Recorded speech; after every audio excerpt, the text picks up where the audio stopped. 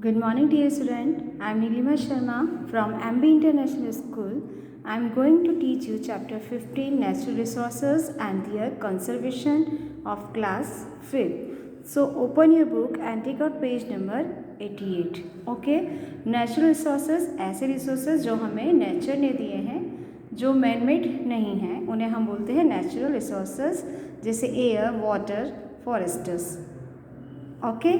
And their conservation, यानी हम इसकी ओवर यूटिलाइजेशन, यानी हम ज़्यादा से ज़्यादा इसका उपयोग जो हम करके इसको ज़्यादा यूज़ कर रहे हैं, उससे हम इसको कैसे कंजर्व कर सकते हैं, कैसे इनको बचा सकते हैं, उसको हम बोलते हैं conservation. Now let's read. We get food, air and water from nature. Besides these, we also get many things of daily use like paper, fuel, timber, metals and so on. We derive all these things from these rocks and minerals present in the earth, air, water, soil, sunshine, rocks, minerals, plants and animals are called natural resources. हमें क्या होता है, food, air और water जो है कहाँ से मिलते हैं, नेचर से मिलते हैं, यानी हमारी प्रकृति से मिलते हैं. इसके अलावा हमें यहाँ से डेली यूज़ की कई चीज़ें मिलती हैं, जैसे पेपर, फ्यूल है, टिम्बर है, मेटल्स हैं. ये भी हमें कहाँ से मिलती है, नेचर से. ओके.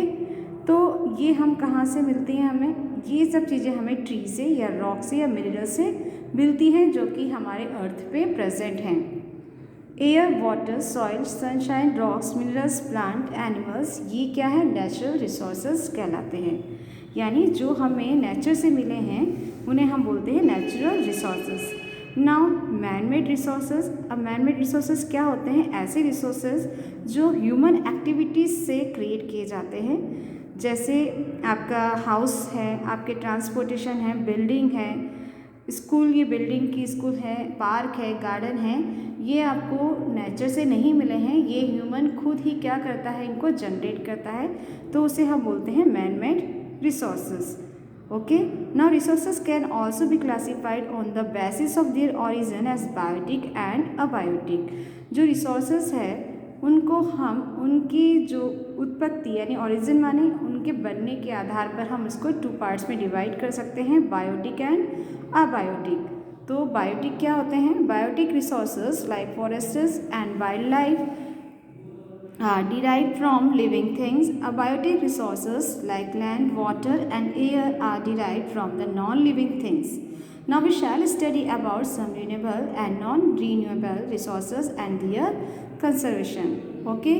तो रिसोर्सेज को हमने कितने पार्ट्स में डिवाइड करा, बायोटिक रिसोर्सेज में. अब बायोटिक रिसोर्सेज क्या होते हैं, इसमें इंक्लूड किए जाते हैं हमारे सारे जंगल और जंगल में रहने वाली जितनी वाइल्ड लाइफ है, यानी जैसे जंगली जानवर या बर्ड्स हैं, तो वो सारी चीज़ इसमें आपको इंक्लूड करनी है बायोटिक में. जबकि अबायोटिक रिसोर्सेज क्या होते हैं, जैसे आपकी लैंड है, वाटर, एयर है, जो जो नॉन लिविंग थिंग्स में इंक्लूड की जाती है, उनको हम रखते हैं अबायोटिक रिसोर्सेज में. ओके. अब इसके अलावा हम renewable and non renewable resources के बारे में और उसके कंजर्वेशन के बारे में डिस्कस करेंगे. नाउ फर्स्ट है आपका रीन्यूएबल रिसोर्सेज. अब ये क्या होते हैं, ऐसे रिसोर्सेज जो क्या होते हैं, रिटर्न हो जाते हैं नेचर में, है ना. Renewable resources are those that can be returned to nature if they are not over utilized.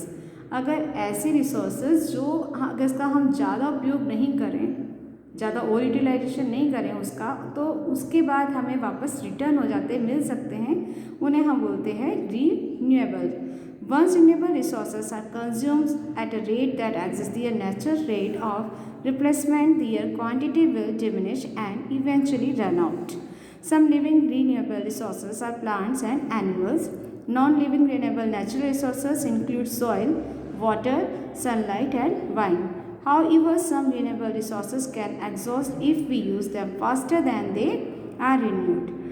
अगर हमारे renewable resources हैं, उनको कंज्यूम करने की रेट ज़्यादा बढ़ जाएगी और उनके नेचर में रिटर्न होने की रेट जो है उसके बीच में अगर हमारा बैलेंस नहीं रहेगा, तो इनको बनने में काफ़ी टाइम लगेगा, उसकी जो रिटर्न होने की जो रेट है वो क्या हो जाएगी, कम हो जाएगी. ओके.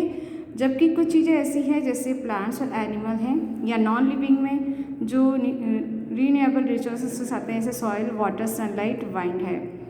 ठीक है, तो हमें जहाँ तक हो सके इनको सोच समझ के ही हमें यूज़ करना चाहिए। तो आपने देखा रीन्यूएबल रिसोर्सेज ऐसे रिसोर्स है, अगर हमको ओवर यूटिलाइज ना करें, यानी हम इसको एक लिमिट में यूज़ करें, तो हमें वो नेचर में वापस रिटर्न हो जाते हैं। ओके, जैसे सनलाइट, एयर, ये किसमें इंक्लूड होते हैं आपके रीन्यूएबल रिसोर्सेज में। Now Forester's, forests are among the most important natural resources of the earth. Ideally, at least 33% of land should be covered by forests. Forests are called the lungs of the earth as they help to clean the air. They also prepare food and cause rainfall.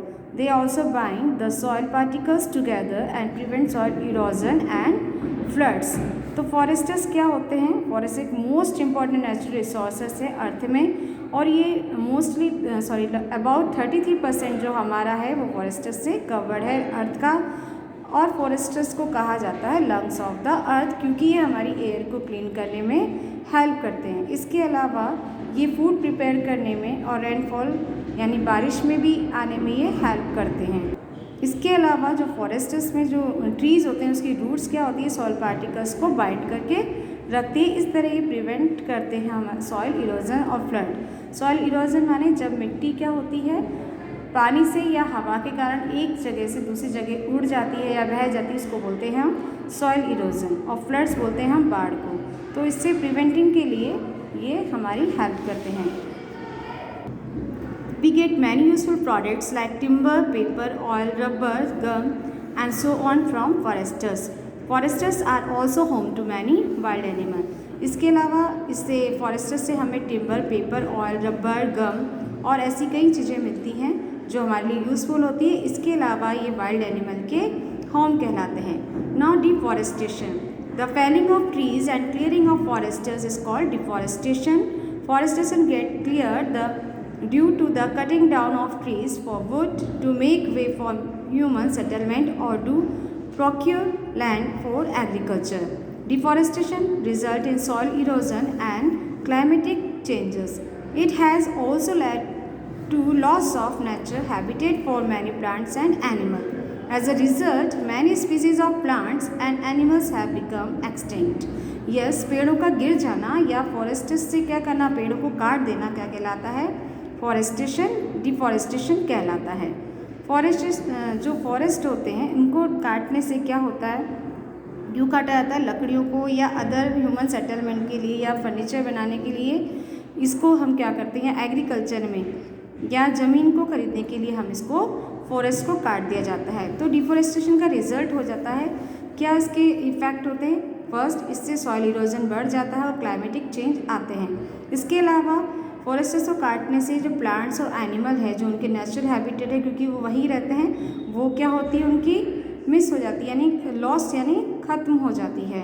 तो इसका result होता है कि बहुत सारी जो plants और animal की जो स्पीसीज़ हैं यानी जातियाँ हैं वो उनमें क्या होती जा रही है, कमी होती जा रही है, वो ख़त्म होते जा रहे हैं। Now conservation of forests, the following steps should be kept in mind to conserve forests. Planting tree on a large scale, this is known as afforestation. At least one tree should be planted for every 10 years. Cut, every year in July, one Mahotsav is celebrated in our country. People celebrate this occasion by planting tree. तो क्या करना चाहिए, हमें ज़्यादा से ज़्यादा हो, large scale में ज़्यादा से ज़्यादा हमें प्लांट उगाने चाहिए और इसको हम बोलते हैं एफोरेस्टेशन। ओके, कम से कम हमें कितने, 1 tree should be planted for every 10 साल में हमने कम से कम 1 tree यानी हमें 3 प्लांट तो उगाने ही चाहिए। और जुलाई में हमें वन महोत्सव सेलिब्रेट करना चाहिए हमारी कंट्री में, और इस सेलिब्रेशन के दिन हमें क्या करना चाहिए, ज़्यादा से ज़्यादा प्लांटिंग करनी चाहिए ट्री की। Now second, protecting tree from disease and pests, हमें ट्रीज़ को डिजीज़ से और कीड़ों से बचाना चाहिए। कंट्रोलिंग फॉरेस्ट्स फायर, हमें फॉरेस्ट्स को आग लगने से बचना चाहिए। They can be prevented by leaving a gap between rose of trees. These gaps are called fire lines. People should not light bonfires in forests, preventing animals from overgrazing as this will remove all the grass cover which binds the soil and prevents soil erosion. Okay, we can also help in conserving forests and forest product. We can do this by हाँ yes, हमें क्या करना चाहिए, हमें पेड़ों के बीच में जब हम प्लांटिंग करते हैं उनके बीच में गैप रखना है, इसके हम फायर लाइन्स बोलते हैं। इसके अलावा हमें फॉरेस्ट्स के अंदर कोई भी लाइट या ऐसा मटेरियल यूज़ नहीं करना चाहिए जिससे आग लगने की पॉसिबिलिटी बढ़ जाए। इसके अलावा ओवर ग्रेजिंग, जो पशु जो क्या करते हैं पेड़ पौधों को खाते हैं, उसको रोकना चाहिए, उससे प्रिवेंट करना चाहिए हमें फॉरेस्ट्स का। ओके, इसके अलावा हमें जो ओवर ग्रेजिंग से बचने के लिए हम क्या करना चाहिए, जो घास होती है उससे क्या होता है, सॉइल इरोजन से वो क्या करती है, प्रिवेंट करती है। इसके अलावा हम क्या कर सकते हैं, हम कर सकते हैं consistent consuming and consumer biker. तो फर्स्ट है आपका कंसिशियस कंज्यूमिंग। इसमें हमें क्या करना चाहिए, केवल वही प्रोडक्ट यूज़ करने चाहिए जो हमें इको फ्रेंडली होते हैं। जैसे हमें कॉटन और वुलन क्लॉथ्स पहनने चाहिए, रेडियो पावर और सोलर एनर्जी का यूज़ करना चाहिए, और हमें पेपर को वेस्ट नहीं करना चाहिए, क्योंकि कहाँ से मिलता है हमें, ये ट्री से ही मिलता है। इसके अलावा हमें पेपर को जहाँ तक हो सके रिसाइकिल करना चाहिए। और हमें, आपको पता है कहीं बुक में 3 RS लिखा है और कहीं बुक में आपको 4 RS लिखा है, इस रूल को हमें फॉलो करना चाहिए। कंज्यूमर बायकॉट मीन्स जो एलिफेंट, टाइगर या वाइल्ड एनिमल से जो बनी हुई चीज़ें होती हैं, जो इलीगली हंटेड होता है, उनको मारना क्या होता है, कानून के विरोध होता है। उससे जो उनके जो कुछ चीज़ें होती हैं उनके वैल्यूबल एनिमल के वैल्यूबल पार्ट से बनती है, तो उनको हमें वियर नहीं करना चाहिए, उससे हमें बायकट करना चाहिए। जैसे आपको पता है जो एलिफेंट होता है, एवरी टस्क, जो एलिफेंट के दांत से भी काफ़ी कॉस्टली आइटम बनते हैं। टाइगर टीथ है, क्लॉज है, एंड क्लॉज उनके पंजों से, स्किन से, वाइल्ड एनिमल की स्किन, जिसको हम कई बार ठंड से रोकने के लिए लेदर है, इनको हमें क्या करना चाहिए, बॉयकट करना चाहिए। Now soil is the uppermost layer of the earth in which plant grow. Rock breaks up into very tiny pieces due to action of heat, rain, wind and water. These tiny pieces from soil, this process takes millions of years.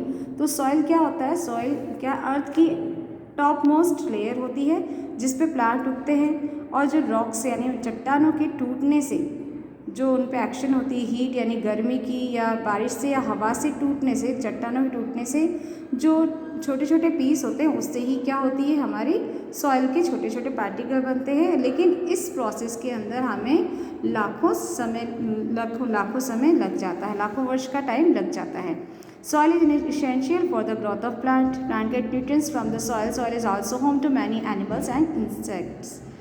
If we not conserved, it may lead to soil erosion. Soil हमारे जो plant हैं उनकी growth के लिए काफ़ी ज़रूरी है, क्योंकि इसमें काफ़ी न्यूट्रिएंट्स पाए जाते हैं। तो और इसके अलावा सॉइल इरोजन से बचने के लिए भी क्या है, अगर हम इसको कंसर्व नहीं करेंगे, हम इसको सेफ नहीं करेंगे, तो क्या होगा, सॉइल इरोजन का कारण बनेगी। अब the trend of moving of the cities from the villages is known as urbanisation, यानी जो सिटीज़ की तरफ, जो गांव के लोग जो सिटी की तरफ क्या होते हैं, टर्न हो रहे हैं, यानी गांव से यहाँ पर आके बसते हैं, तो इसको हम बोलते हैं अर्बेनाइजेशन। और ये क्यों करते हैं, इनको बेस्ट जॉब अपॉर्चुनिटी या बेटर लाइफ स्टाइल के लिए क्या करते हैं, गांव के लोग शहर में आके बस जाते हैं। इससे क्या होता है, हमारे यहाँ की पॉपुलेशन बढ़ती आ रही है, और पॉपुलेशन बढ़ने से उनकी नीड्स बढ़ती है, और ये नीड्स कहाँ से, उनकी जो रिक्वायरमेंट है वो कहाँ से कम होती है, पेड़ों से। तो पेड़ों से जब पॉपुलेशन ज़्यादा बढ़ती है तो वो पेड़ क्या करते हैं, काटते हैं। तो ये सब प्रॉब्लम रिलेटेड होती है।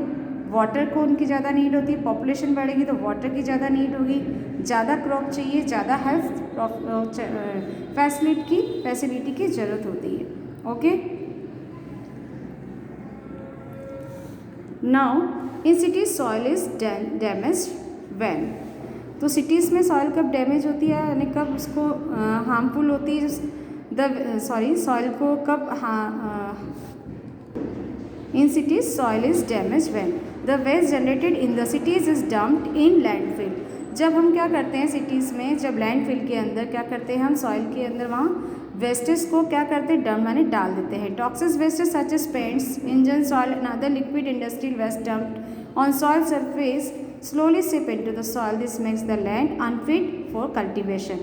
तो उस गार्बेज या एस्बेस्टस के साथ जो हानिकारक जो हार्मफुल होते हैं पार्टिकल्स होते हैं वो सॉइल में वाटर के थ्रू क्या होते हैं अंदर सिप कर ले आते हैं, यानी वो सॉइल क्या हो जाती है पॉल्यूटेड होती है, जो कि क्या होती है ये जो क्रॉप्स के लिए अनफिट हो जाती है। और कल्टीवेशन यानी जो सिंचाई होती है, जो हमारी फसल होती है जब उसको काटा जाता है तो उस फसल के साथ वो हानिकारक जो पार्टिकल्स होते हैं हार्मफुल पार्टिकल्स वो भी हमारी बॉडी के अंदर एंटर कर जाते हैं। Plastic bags and other non biodegradable wastage are thrown on the ground, this also destroys the soil. इसके अलावा जो प्लास्टिक बैग होते हैं और नॉन बायोडिग्रेडेबल वेस्टेज होते हैं वो भी ग्राउंड पे डंप कर दिए जाते हैं, जो कि क्या करते हैं मिट्टी को ख़त्म करते हैं, उसकी जो फर्टिलिटी है उसको कम कर देते हैं। Now conservation of soil. अब यहाँ पर कुछ लिमिट है हमारे सॉइल इरोजन को कम करने की, या कुछ मेथड है जिससे हम क्या करते हैं सॉइल को कंजर्व कर सकते हैं। तो फर्स्ट है आपका limit portion of vegetation in the ground instead of spreading everywhere away in a garden. It could mean leaving a band of grass around your garden so that the soil stays within the boundaries you have set. Yes, जब हम क्या करते हैं building को construct करते हैं या कुछ बनाते हैं तो हमें कुछ पोर्शन पेड़ पौधों के लिए छोड़ देना चाहिए। इसके अलावा हमें क्या करना चाहिए, एक घास की क्या होती है एक लेयर बनानी चाहिए गार्डन के पास में, ताकि वहाँ पर क्या है मिट्टी हमेशा क्या करें स्टे रहे बिना बाउंड्री के। Now practice counter farming. Counter farming एक मेथड होता है जिससे क्या होता है जो सॉइल इरोजन को कंट्रोल करने में क्या करता है हेल्प करते हैं। इससे क्या होता है जो पार्टिकल्स होते हैं सॉइल पार्टिकल, सॉइल जो होती है वो वाटर से के साथ बह के नहीं जाती है। It is done by planting along the slope of a hill. और ये जो फार्मिंग है काउंटर फार्मिंग मोस्टली कौन से एरिया में, हिली एरिया में क्या करी जाती है अप्लाई की जाती है। Now planting a vine break. A vine break is a row of trees or bushes which prevent soil erosion by vines.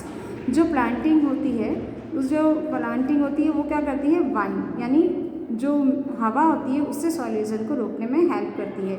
इसमें एक ट्री की या बुशेस झाड़ियों की एक रो बना ली जाती है as you can see in this picture.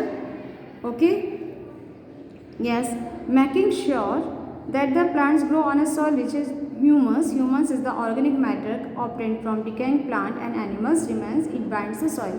हमें श्योर होना चाहिए कि जिस जो मिट्टी है उसमें ह्यूमस है या नहीं है, क्योंकि ह्यूमस एक ऐसा मैटर है जो क्या करता है डिकेइंग प्लांट यानी सड़े हुए गले हुए प्लांट एनिमल से या डेथ एनिमल से बनता है और जो सॉइल की फर्टिलिटी को क्या करता है इंक्रीज करता है।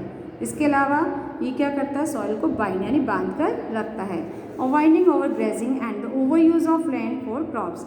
हमें ओवर ग्रेजिंग यानी पशुओं के जो चढ़ जाते हैं, जो फसलों को चढ़ जाते हैं, पेड़ पौधों को खा जाते हैं, उसको बोलते हैं ओवर ग्रेजिंग। ओके, तो उससे बचाना चाहिए। इसके अलावा लैंड को जो क्रॉप्स के लिए बार बार खरीदा जाता है उसको उसमें कमी करनी चाहिए।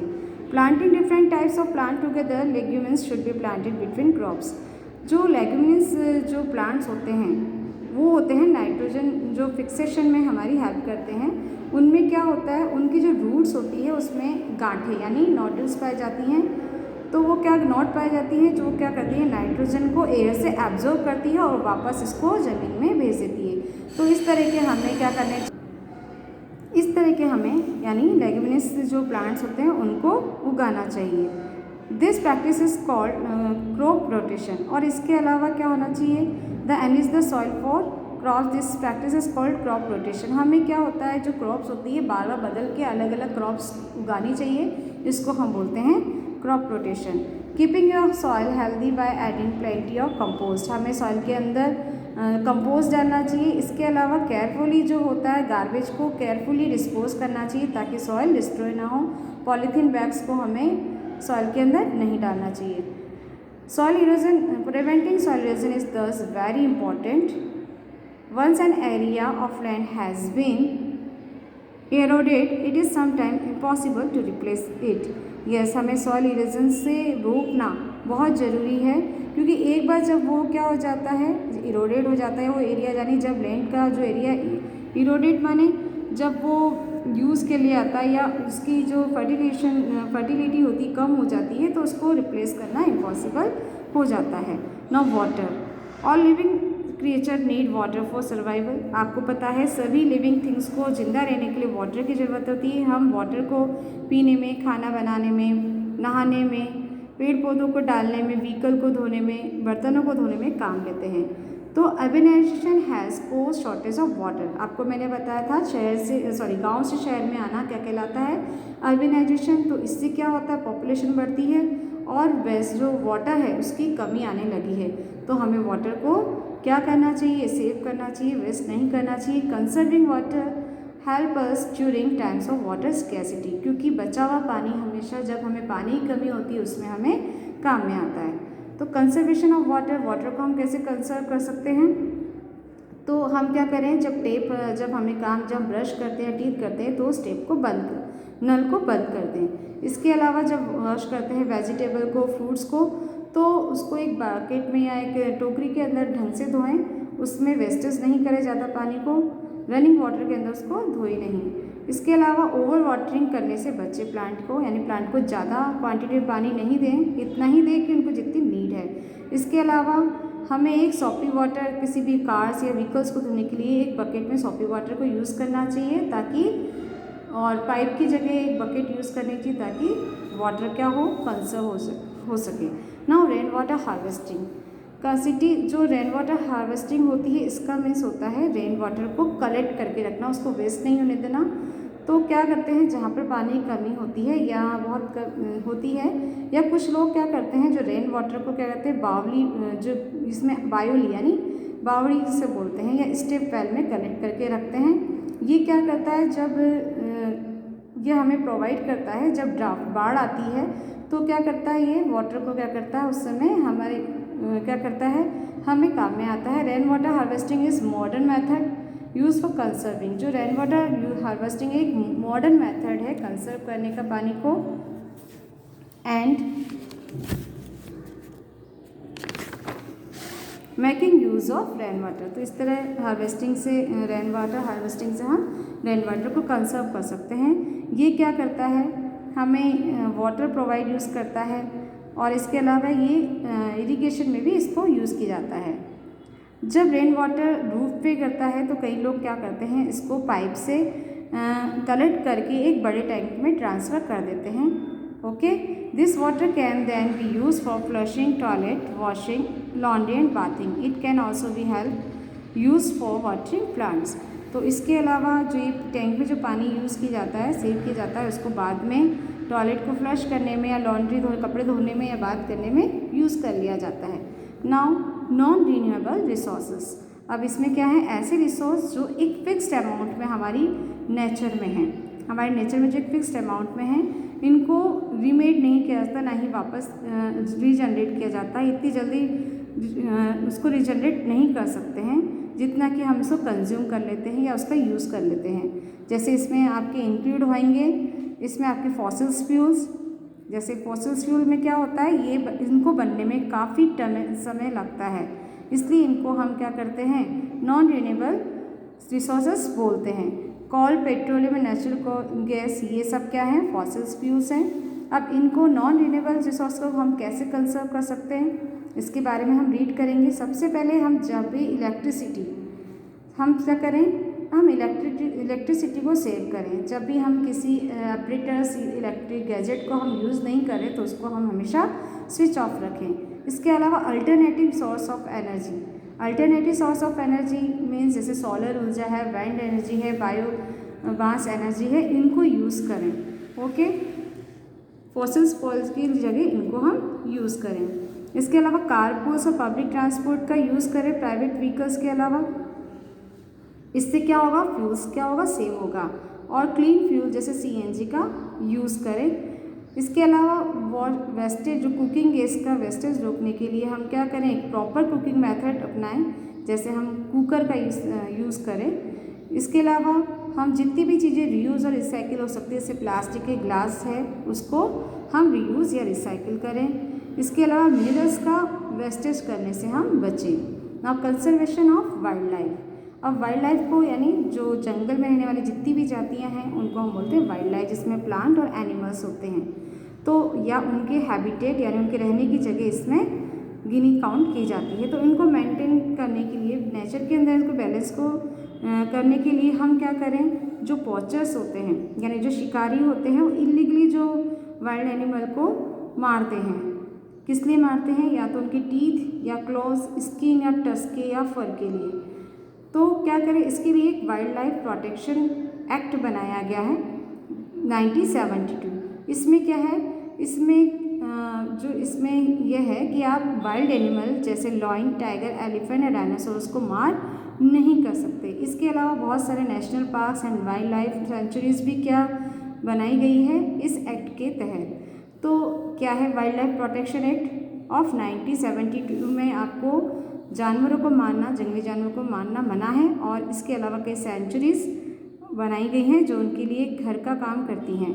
क्योंकि कुछ जो एनिमल्स हैं वो ऑलरेडी क्या हो गए हैं, ख़त्म हो चुकी, कुछ एनिमल्स स्पीच ऑलरेडी ख़त्म हो चुकी, इसलिए वाइल्ड लाइफ का कंजर्वेशन करना हमारे लिए बहुत ज़रूरी है। Thus, if we are not careful about the conservation of our natural resources, the earth will no longer be called the living planet. अगर हम केयरफुली या वाइजली हम कंजर्वेशन नहीं करेंगे, हम इन चीज़ों का यूटिलाइज ढंग से नहीं करेंगे नेचुरल रिसोर्सेज का, तो क्या होगा, एक दिन हमारी जो अर्थ जो लिविंग प्लेनेट के नाम से जानी जाती है वो इस नाम से नहीं जानी जाएगी। Now chapter reading is completed. Thank you. Have a nice day.